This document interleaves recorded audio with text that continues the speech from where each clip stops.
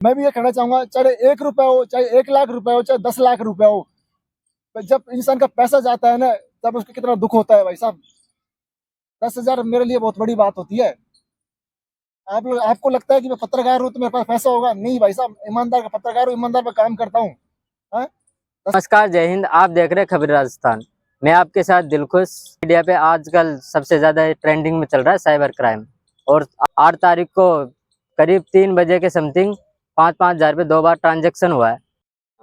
नमस्कार दोस्तों, हमारे साथ हैं राजस्थान टीवी न्यूज के पत्रकार हैं जितेंद्र मीणा, जिनके साथ साइबर ठगी के शिकार हुए हैं और इनसे जानने की कोशिश करेंगे किस तरीके से इनके साथ ये घटना हुई और कब की घटना है। नमस्कार सर। नमस्कार जी प्रवीण जी। पहले तो सभी दर्शकों को नमस्कार। वहीं बात करते हैं, राजस्थान पुलिस है और क्राइम ब्रांच है, क्राइम जो साइबर क्राइम है पुलिस है, जो लोगों को अवेयर कर रही है, जागरूक कर रही है। उसके बावजूद भी लोग बाग हैं जो अनोन फोन नंबर से लिंक आती है, ओटीपी आती है, उन्हीं पे शेयर कर देते हैं। आती पे उनको क्लिक करके शेयर कर देते हैं या फिर बता देते हैं। उसके बाद में ये शिकार हो जाते हैं। मैं मेरी बात करता हूँ तो मैं पत्रकार होने के नाते बात नहीं कर रहा, मैं एक आम नागरिक के पक्ष की बातें कर रहा हूँ। हालांकि मैं किस प्रकार मेरे साथ में घटना घटी है मैं आपको बताऊंगा।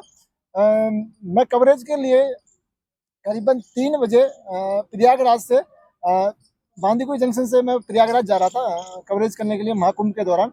उसी जब मैं घर से रवानगी लिया और बांदीकुई रेलवे स्टेशन पे पहुंचा, उसी के बीच में ही मेरा ये 5,000 5-5 के 2 ट्रांजेक्शन हो गए। दो ट्रांजेक्शन किस प्रकार हुए, जैसे मैं घर से चला, मेरी गाड़ी में 5 किलोमीटर चला तो गाड़ी में क्या है कि हवा कम थी, तो मैंने हवा दुआई, तो मैंने देखा टाइम कितना होगा, गाड़ी निकलने वाली है, तो ठीक है। उस जैसे हवा दुआई गाड़ी के अंदर, टायरों के अंदर, तो देखा ओटीपी आ रहे थे, पर मैंने उन ओटीपी को इग्नोर कर दिया। मैंने चलो कोई नहीं है, वैसे आ रहे होंगे, मैंने इग्नोर कर दिया।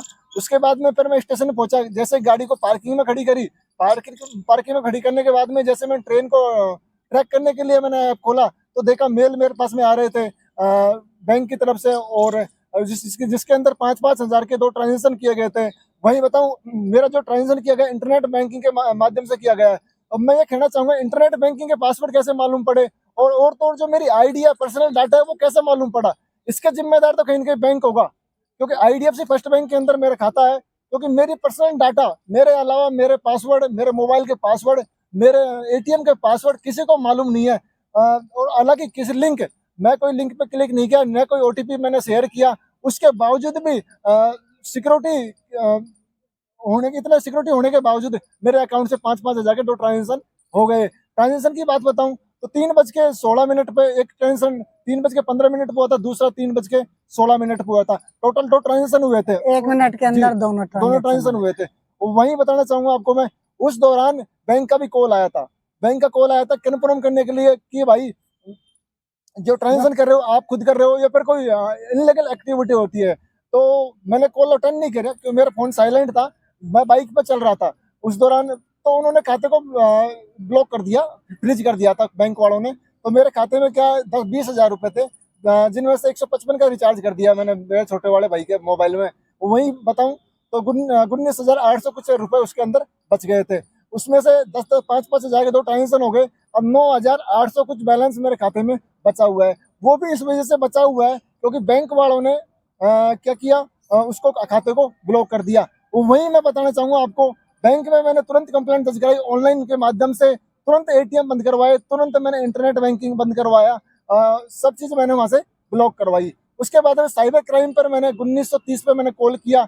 एक साइबर क्राइम की बताना चाहूंगा आपको, साइबर क्राइम पे जल्दी से फोन लगता नहीं लगता। तो मैं आपसे कहना चाहूंगा कि उसको मेल करिए, कुछ भी करके आप उसको साइबर क्राइम को इन्फॉर्मेशन दीजिए कि मेरे खाते से पैसा डायरेक्ट कट गया है, डिडक्ट हो गया है। तो मैंने किया, काफी टाइम बीत गया था, फिर मैंने करवा दिया था। करवाने के बाद में आगे की प्रोसेस है वो मैंने की। वहीं मैं बताना चाहूंगा 8 तारीख को मेरे साथ में ये घटना घटी, ओटीपी आया। वहीं मेरे साथ में कल की बात है, कल 9 तारीख को फिर 4 बजे दोबारा से ओटीपी आया, दोबारा से मेल आया। चार बार मेरे खाते से पैसा निकालने की कोशिश की गई दोबारा से। 8 तारीख को की गई, फिर दोबारा कोशिश की गई। हालांकि पैसा निकला नहीं मेरा, पैसा इसलिए नहीं निकला क्योंकि मेरा खाता लॉक था। लॉक होने के बावजूद वो ट्रांजेक्शन नहीं कर पाया। तो मैं पुलिस प्रशासन से कहना चाहूंगा कि ऐसे ऐसे चोरों, ऐसे अपराधियों को बख्शे नहीं, गिरफ्तार करे।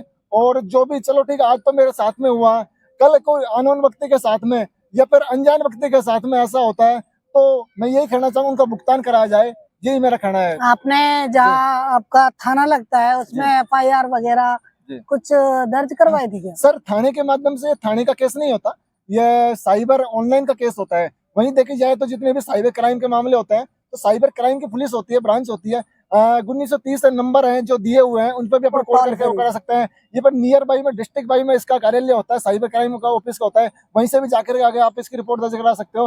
रिपोर्ट दर्ज कराने के बाद में उसको पहले तो अपन को एनवायरमेंट नंबर मिलेंगे, उसको ट्रैक करके उसको ऑनलाइन अपन को सबमिट करना पड़ता है। फिर मैं बताऊं आपको, तो ऑनलाइन सबमिट करने के बाद में फिर वो फॉरवर्ड होता है रैनी थाने का, कोई भी नियर बाई आपका थाना लगता है तो वहां पर लगता है। मेरा रैनी थाने के अंदर हुआ था।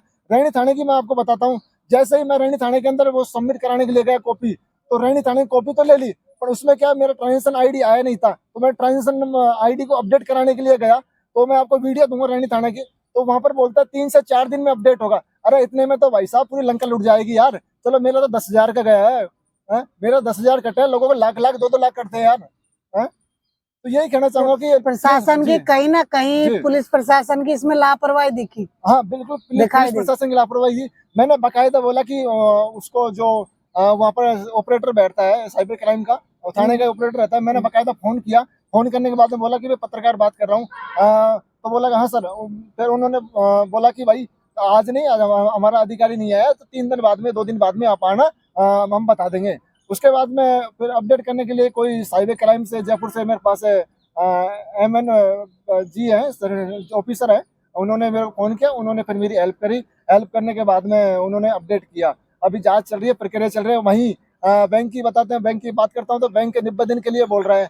अब यार 90 दिन में तो कैसे क्या हो जाता है सर, आपको बताऊँ मैं बात आपको। 90 दिन बहुत लंबा समय प्रोसेस। जो काम होता है पहले तो तुरंत मेरे खाते को चलो सीज कर दिया, मेरा तो तुरंत सीज हो गया। जो खाते में पैसा गया उसको भी सीज करना चाहिए, उसकी जांच करनी चाहिए। यदि पैसा नहीं निकला है तो उसको होल्ड करना चाहिए, यदि निकल गया तो उसको होल्ड करना चाहिए, जांच करनी चाहिए कि भाई किसका अकाउंट है और कौन यूज कर रहा है और कौन फ्रॉड कर रहा है। तो तमाम जानकारी सरकार को या पुलिस प्रशासन को करनी चाहिए, साइबर क्राइम वाले को करनी चाहिए।